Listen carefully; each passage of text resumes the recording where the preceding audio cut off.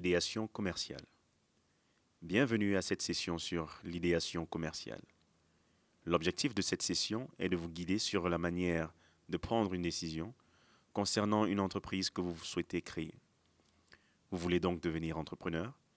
Avez-vous ce qu'il faut? Savez-vous quelle entreprise vous voulez créer? Telles sont quelques-unes des questions que les entrepreneurs se posent avant de se lancer. Mais commençons par savoir qui est un entrepreneur. Il s'agit d'une personne qui crée une entreprise en prenant un risque financier dans l'espoir de réaliser un bénéfice. Il peut aussi s'agir d'une personne qui identifie et résout des problèmes pour en tirer un profit. Un entrepreneur doit être quelqu'un de créatif, de passionné, une personne qui a de bonnes compétences en planification et en prévision, une personne qui sait aussi prendre de bonnes décisions. Alors, comment décidez-vous quelle entreprise vous allez créer quand il y a tant d'options?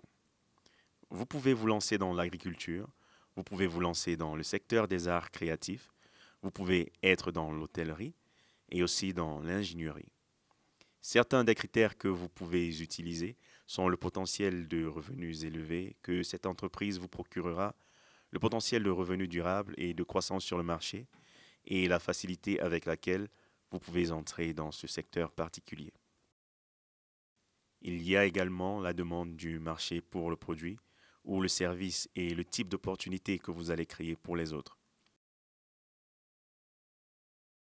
Nous utiliserons notre approche pondérée dans notre exemple en accordant une pondération de 1 à 3 à chacun des critères. Par exemple, nous pouvons donner à la facilité d'entrée 2, important.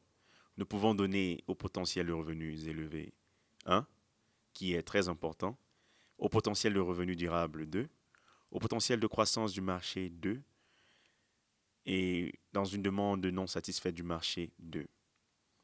Nous utiliserons donc un exemple de 4 options commerciales. La première étant une entreprise de peinture, un élevage de poulets, de l'artisanat et des vêtements d'occasion.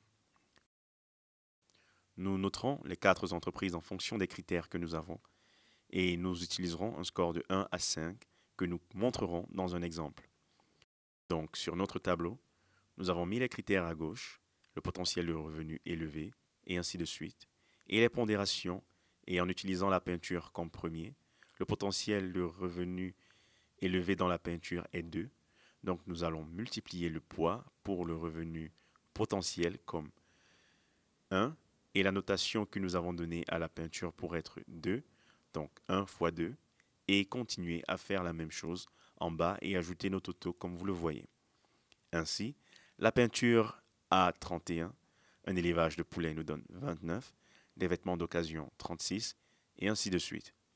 Donc, d'après le tableau, nous avons 3 meilleurs scores. La peinture arrive en deuxième position, mais l'élevage de poulet en troisième et nos vêtements d'occasion en première position. Des recherches supplémentaires seront donc nécessaires pour examiner ces 3 options plus en détail. Parlez donc à d'autres entrepreneurs de ces 3 entreprises afin de comprendre les risques et les astuces du métier. Observez ces entreprises, parlez à des clients potentiels afin de connaître leurs besoins, puis examinez les informations et prenez une décision. Lorsque la décision est prise, vous pouvez commencer. Vous trouverez de plus d'informations sur notre plateforme en ligne et le lien est là. Vous y trouverez plus d'informations sur la mobilisation de capitaux, sur la manière de gérer vos finances et sur une communauté d'autres entrepreneurs.